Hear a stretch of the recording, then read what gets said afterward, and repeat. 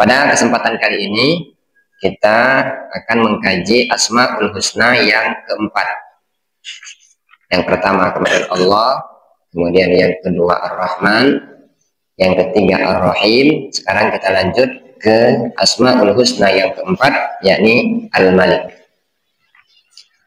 Bismillahirrahmanirrahim. Qala al-musannifu rahimahullahu ta'ala wa nafa'ana bi ulumihi fid dharain. Amin. Mengenal nama Allah Subhanahu wa ta'ala Al-Malik. Jadi di sini disebutkan Ar-Rabi' min Asma'il Husna Al-Malik. Apa itu Al-Malik? Al-Malik adalah huwallazi yamliku kulla syai'in mulkan mutlaqan. Allazi yamliku kulla syai'in mulkan mutlaqan. Jadi Al-Malik itu adalah yang memiliki dan menguasai segala sesuatu dengan tidak terbatas, mutlak. Jadi dia memiliki, menguasai, mengendalikan segala sesuatu mutlakon, tanpa batas. Berbeda dengan makhluk tentunya. Sehebat apapun seorang makhluk, dia masih punya batas. Baik itu batas jatah periode, ataupun batas kepemilikan, kekuasaan. Sedangkan Allah Subhanahu wa ta'ala itu dia memiliki sesuatu mutlakon, tanpa batas. Di sini disebutkan Allah dengan namanya Al-Malik, dia menguasai segala sesuatu dengan kekuasaan yang tidak terbatas. Maka dengan demikian dia berhak menghidupkan, mematikan, meniadakan, menghilangkan. Ini tanpa batas, tanpa ada tekanan dari apapun dan dari siapapun. Makanya kalau kita lihat di dalam Al-Quran itu sering menjadi zikir kita, baik itu di ba'da maghrib maupun ba'da subuh. Dalam Al-Quran surat Ali Imran ayat yang ke-26, A'udzubillahi minasyaitonirrajim. Qulillahumma malikal mulki tu'til mulka man tasha wa tanzi'ul mulka mimman tasha wa tu'izzu man tasha wa tudhillu man tasha biyadikal khair innaka ala kulli syai'in qadir. Apa maknanya qulillahumma malikal mulki? Katakanlah Allahumma, qulillahumma malikal mulki. Allah itu yang memiliki kerajaan. Qulillahumma malikal mulki tu'til mulka man tasha. Allah akan memberikan kerajaan itu kepada orang yang dia kehendaki. Jadi kalau kita di dalam kehidupan ini menganggap ada seorang raja, ada seorang pemimpin, itu pemberian dari Allah Subhanahu wa ta'ala. Walaupun cara dia mendapatkannya itu mungkin bermacam-macam. Ada mungkin jalan yang lurus, yang benar. Ada juga mungkin yang mendapatkan posisi pimpinan itu atau kerajaan itu dengan cara yang tidak benar. Tetapi harus kita yakini bahwa itu tu'til mulka man tasha. Allah beri seorang pemimpin itu, kerajaan itu bagi orang yang dia kehendaki. Begitu juga sebaliknya. Wa tanzi'ul mulka mimman tasha. Allah juga akan mencegah atau tidak memberi bagi orang yang dia kehendaki. Nah, cak manapun usaha dia untuk menjadi seorang pemimpin, kalau bagi Allah tidak, maka itu tidak akan pernah terjadi. Nak modalnya besar, nak pengaruhnya luas, nak popularitasnya tinggi, kalau kata Allah tidak, tetap tidak. Jadi yang pertama, Allah tu'til mulka man tasha wa tanzi'ul mulka mimman tasha. Begitu juga wa tu'izzu man tasha. Allah juga yang memberikan kemuliaan kepada seseorang. Jadi orang itu bisa menjadi seorang yang mulia itu bukan karena usahanya, bukan karena faktor-faktor yang lain. Jadi kalau kita mencari kemuliaan dengan harta, bukan itu kemuliaan. Kalau kita mencari kemuliaan dengan popularitas, bukan itu kemuliaan. Kalau kita mencari kemuliaan dengan misalkan mempengaruhi orang lain untuk mencintai kita dan memuliakan kita, bukan itu kemuliaan. Tetapi kemuliaan itu wa tu'izzu man tasha. Allah yang memberikan kemuliaan. Makanya dalam sebuah riwayat disebutkan bagaimana cara supaya kita dimuliakan oleh makhluk Allah atau diistimewakan oleh makhluk Allah Subhanahu wa taala. Kuncinya bukan bagaimana dia mencintai kita, tapi bagaimana Allah mencintai kita. Pada saat Allah sudah mencintai kita, maka Allah dalam hadis yang disebutkan itu wanada Jibril, Allah panggil Jibril. Ya Jibril, saya suka dengan orang ini, maka kau harus menyukai. Saya memuliakan makhlukku yang ini, maka engkau harus memuliakannya. Lalu malaikat Jibril menyampaikan kepada seluruh makhluk langit dan seluruh makhluk di bumi untuk memuliakan orang. Siapa yang pertama kali memuliakannya? Siapa yang memberikan kemuliaan itu? Wa tu'izzu man tasha. Allah yang memberikan kemuliaan. Begitu juga sebaliknya, wa tudzillu man tasha. Allah juga yang bisa membuat orang itu menjadi hina. Nak cak manapun kita tutup keburukan kita, nak cak manapun kita menutup aib-aib kita, kalau Allah akan membukanya, maka itu akan terbuka ke publik. Dengan cara Allah tentu. Wa tudzillu man tasha. Dan Allah yang akan menghinakan orang itu. Bapak Ibu jamaah sekalian yang dirahmati oleh Allah Subhanahu wa taala. Jadi Allah Subhanahu wa taala Al-Malik ini dia memiliki kekuasaan, memiliki segala sesuatu tanpa batas dan tanpa ada pengaruh dari apapun. Baik itu dia ingin memberikan kemuliaan, memberikan kehinaan, memberikan kekuasaan, memberikan dan mencegah orang dari mendapatkan sesuatu itu adalah hak dari Allah Subhanahu wa taala. Para ulama, kemudian para nabi dan para rasul menyuruh kita agar selalu dekat dengan Yang Maha Raja. Supaya kita menjadi seorang hamba Abdul Malik. Jadi banyak hadis maupun kalam-kalam ulama memerintahkan kita untuk dekat kepada raja. Raja yang mana? Raja yang sebenar-benarnya raja. Bisa kita bayangkan dalam kehidupan ini, kalau kita dekat dengan orang yang berpengaruh, niscaya hidup kita terkadang merasa nyaman. Orang yang dekat dengan presiden, nak cak manapun hidupnya, dia akan merasa nyaman. Ada kasus, mungkin kasus pajak ditutupi. Ada masalah pajak ditutupi. Nah ini orang yang dekat dengan raja yang ada di dunia. Kalau dengan presiden mungkin kita terlalu jauh menghayal atau mengibaratkannya. Dekat dengan orang yang berpengaruh di kota kita, dekat dengan orang nomor 1 di kota ini, misalkan dengan wali kota. Orang yang dekat dengan orang yang berpengaruh itu dia pasti punya fasilitas khusus, punya privilege namanya. Nah, kita diperintahkan bukan hanya harus dekat dengan raja-raja dunia, tetapi bagaimana kita bisa dekat dengan raja yang sebenar-benarnya raja. Bisa dibayangkan, kalau di dunia kita dekat dengan raja yang ada di dunia, hidup kita bisa mulus, bisa selamat gitu kan. Apalagi kalau kita bisa dekat dengan raja yang sesungguhnya. Bapak Ibu jamaah sekalian dirahmati oleh Allah Subhanahu wa taala.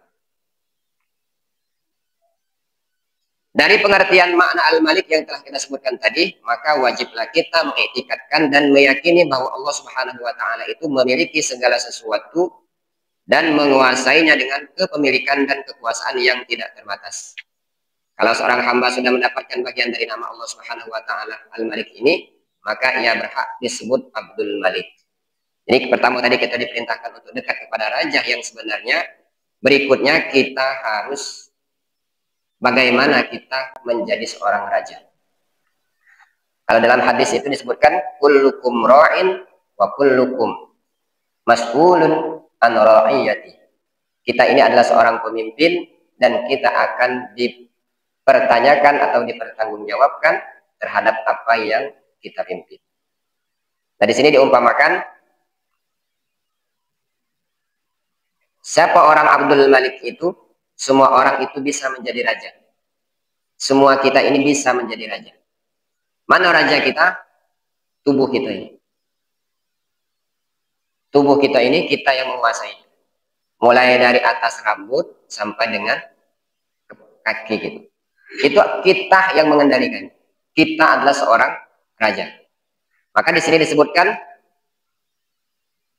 kita harus mampu mengendalikan para tentara-tentara kita.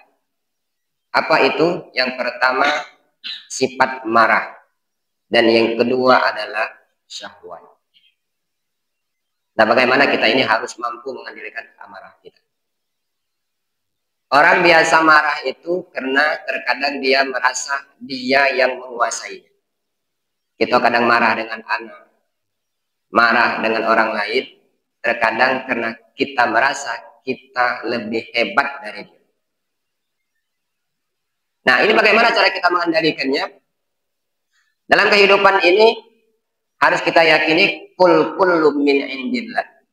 Segala sesuatu itu datangnya dari Allah Subhanahu wa taala. Jadi pada saat kita nak marah, pada saat kita ingin membentak seseorang, kita bayangkan dulu bahwa sesuatu itu terjadi karena memang kehendak dari Allah Subhanahu wa taala. Berarti kalau kita marah, berarti kita marah dengan ketentuan dari Allah Subhanahu wa taala. Nah, sifat marah ini harus kita kendalikan. Kalau kita mampu mengendalikan ini, maka itulah yang disebut dengan Abdul Malik. Kita adalah hambanya raja yang sebenar-benarnya raja itu. Begitu juga dengan syahwat. Kita harus mampu mengendalikan syahwat kita. Baik syahwat kita secara biologis maupun syahwat kita terhadap materi. Kadang kita ini kalau mengendalikan syahwat secara biologis, kalau berkeluarga gampang gitu kan. Bisa lah kita mengendalikan. Tapi pada saat syahwat materi, nah ini agak susah. Lihat tetangga misalkan memiliki hal yang baru, itu kepikiran, cak mana biar sama cak dia. Di kantor, posisi kita sama, diangkat bareng-bareng gitu kan, kok dia lebih kaya dari aku, kok hartanya lebih banyak dari aku. Nah ini berarti syahwat untuk mendapatkan sesuatu. Nah ini harus kita kendalikan kalau kita sebagai seorang Abdul Malik. Dan yang kedua, yang ketiga, kalau yang pertama tadi tentara itu adalah marah dan syahwat, dan yang ketiga disebut di sini diibaratkan sebagai rakyat jelata. Apa rakyat jelata yang harus kita kendalikan itu? Seluruh anggota tubuh yang ada di diri kita. Cara mengendalikan mata, mengendalikan hidung, mengendalikan mulut, mengendalikan tangan, mengendalikan kaki, mengendalikan telinga, mengendalikan rasa. Nah ini harus kita kendalikan kalau kita sebagai seorang raja. Mulut jangan sampai omongan kita membuat orang lain tersinggung. Membuat orang lain sakit hati. Mata juga sama. Bagaimana mata kita jangan sampai kita gunakan untuk melihat sesuatu yang dilarang oleh Allah Subhanahu wa taala. Seperti hadis yang kita sebutkan di awal tadi. Kullukum ra'in wa kullukum mas'ulin an ra'iyati. Kita akan dipertanyakan semua, akan diberi pertanggungjawab terhadap apa yang kita pimpin. Tangan pada saat kita di dunia, kita apain baik tangan kita. Kalau seorang pejabat mungkin dia membuat kebijakan. Tapi kalau bagi kita yang biasa-biasa baik, jangan sampai tangan kita, baik itu scrollnya, baik itu ketikannya, baik itu postingannya, baik itu komentarnya, jangan sampai itu membuat gaduh atau membuat sesuatu yang menjadi catatan buruk di hadapan Allah Subhanahu wa taala. Semuanya. Baik itu telinga. Cak mana kita kendalikan telinga, jangan sampai telinga kita mendengar sesuatu yang bisa membuat Allah murka. Kaki kita. Alhamdulillah kalau kita misalkan kaki kita gunakan untuk melangkah ke tempat-tempat yang baik. Melangkah ke masjid untuk sholat berjamaah. Melangkah ke pengajian untuk ngikutin majelis taklim. Berarti itu baik. Tetapi na'udzubillah jangan sampai kaki kita ini melangkah untuk melakukan keburukan-keburukan yang bisa membuat Allah murka kepada kita. Nah kalau kita mampu mengendalikan kerajaan kita ini tadi, maka itulah disebut dengan Abdul Malik. Bapak Ibu jemaah sekalian dirahmati oleh Allah Subhanahu wa taala. Kita lanjutkan ke berikutnya. Kalau kita perhatikan dari susunan Asmaul Husna ini tadi, yang pertama kita mengaji Allah, kemudian Ar-Rahman, kemudian Ar-Rahim, lanjut pagi ini Al-Malik. Allah itu adalah zat Allah yang sangat sempurna, yang mana memiliki kesempurnaan dan kebesaran dan wajib ada. Kemudian kita perhatikan yang kedua, Ar-Rahman. Allah yang memiliki sifat kasih sayang, dia memberikan nikmat-nikmat yang besar-besar yang tidak diberikan oleh makhluk siapapun. Kemudian Ar-Rahim. Allah itu adalah Maha Pengasih dan Maha Penyayang yang memberikan kasih sayangnya berupa nikmat-nikmat yang kecil dan diberikan kepada orang yang ia sayangi dan ia cintai. Apa hubungannya dengan Al-Malik? Di sini disebutkan orang yang berhak menjadi malik, menjadi seorang raja itu, pertama dia memiliki pengaruh yang luas. Allah itu tadi. Allah itu merupakan zat yang mutlak ada dan memiliki kebesaran. Ini yang pertama. Jadi syarat untuk menjadi seorang pemimpin itu pertama dia memiliki power. Dia memiliki power, memiliki kekuasaan, memiliki pengaruh. Kemudian yang kedua, seorang yang berhak menjadi seorang raja itu dia memiliki sifat kasih sayang, memiliki sifat Ar-Rahman, memiliki sifat Ar-Rahim, baru berhaklah dia menjadi seorang raja. Nah, pemimpin atau raja yang semacam inilah yang berhak kita taati dan kita ikuti aturan-aturan. Kalau syarat yang pertama tidak terpenuhi, besar kemungkinan susah menjadi seorang pemimpin. Tapi tidak juga kalau sekarang. Bisa saja sekarang orang yang bisa menjadi seorang pemimpin itu dipengaruhi oleh faktor duit, gitu kan.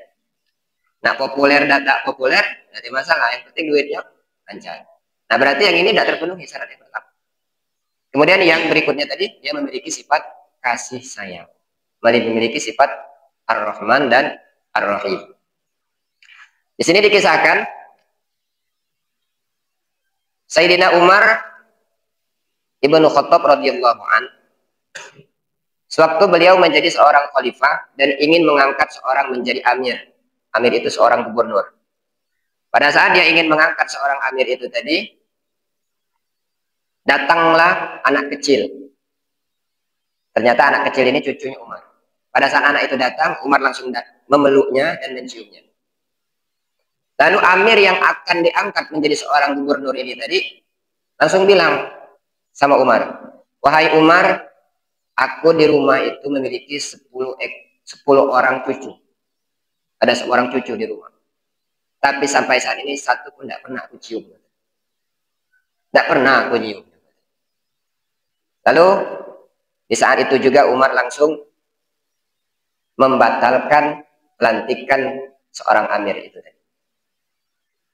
Apa kata Umar? Kalau dengan keluarganya saja dia tidak ada sifat kasih sayang, bagaimana dengan rakyatnya nanti? Nah, ini Umar dia berpatokan dengan yang seperti kita sebutkan tadi. Kalau seorang pemimpin itu memiliki sifat kasih sayang, baru boleh kita taati dan kita hormati. Tetapi kalau tidak memiliki sifat kasih sayang, maka itu pemimpin tidak berhak untuk kita hormati dan kita sayangi.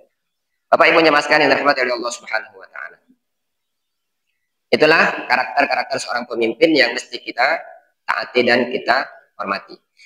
Seorang yang telah menjadi abdullah, ini urutannya. Yang pertama kita harus beriman kepada Allah bahwa Allah itu memiliki nama Allah, maka jika kita sudah menjadi abdullah, artinya tidak menoleh kepada selain Allah Subhanahu wa taala, tidak melihat kepada selain Allah, dan tidak takut hanya kepada Allah Subhanahu wa taala. Ini kalau orang sudah beriman kepada sifat Allah yang pertama, nama Allah yang pertama. Kemudian yang kedua, ia harus menjadi Abdur Rahman. Nah, karakter-karakter ini harus menjadi Abdur Rahman. Ia sangat kasih dan sayang dengan menunjukkan bahwa dia mencintai kepada seluruh apapun yang ada di sekitarnya. Baik itu dengan yang ma'ruf maupun dengan yang mungkar. Jadi dia tetap memandang sesuatu itu dengan pandangan kasih sayang. Kemudian yang ketiga, ia harus menjadi Abdur Rahim, yang memiliki sifat kasih sayang kepada manusia, bahwasanya dan kepada orang-orang terdekatnya. Jadi kalau Ar-Rahman tadi seperti yang kita bilang di sebelumnya, dia mencintai atau melihat sesuatu itu dengan pandangan kasih sayang. Dan yang kedua, dia mampu mencintai dan menyayangi yang ada di sekitarnya, baik itu kebaikan maupun keburukan. Bapak Ibu nyemaskan rahmati Allah Subhanahu wa taala, kesimpulannya apabila orang itu sudah mendapatkan 3 sifat yang tersebut di atas, ia taat kepada Allah, pengasih dan penyayang terhadap rakyatnya, maka ia pantas menjadi seorang pemimpin. Tetapi sebaliknya, apabila ia tidak bersifat dengan 3 sifat di atas tersebut, maka ia tidak pantas menjadi seorang pemimpin. Itulah kesimpulan kita pada pagi hari ini. Di kajian Asmaul Husna Al-Malik, kita pertama mengetahui bahwa kita harus menjadi seorang raja terhadap diri kita sendiri, bagaimana kita mengendalikan anggota tubuh kita, mengendalikan amarah kita, mengendalikan syahwat kita, dan yang kedua, bagaimana karakter seorang pemimpin yang mesti kita taati dan kita hormati. Mungkin demikianlah yang bisa kami sampaikan pada kesempatan kali ini. Semoga Allah Subhanahu wa taala selalu membimbing kita, memberikan taufik dan hidayah kepada kita, selalu memberikan jalan yang terbaik buat kita, baik pandangan kita, pendengaran kita, pemikiran kita, hati kita, dan seluruh anggota tubuh kita untuk taat kepada Allah Subhanahu wa taala. Wallahul hadi ila siratal mustaqim. Wassalamualaikum warahmatullahi wabarakatuh.